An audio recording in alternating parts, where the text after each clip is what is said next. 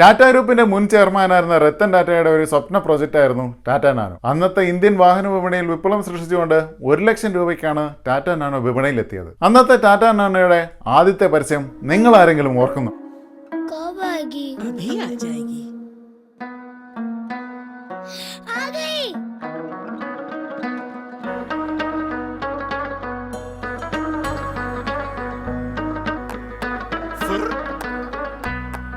उबड़ खाबड़ है। सलाम साहब, बड़ी है।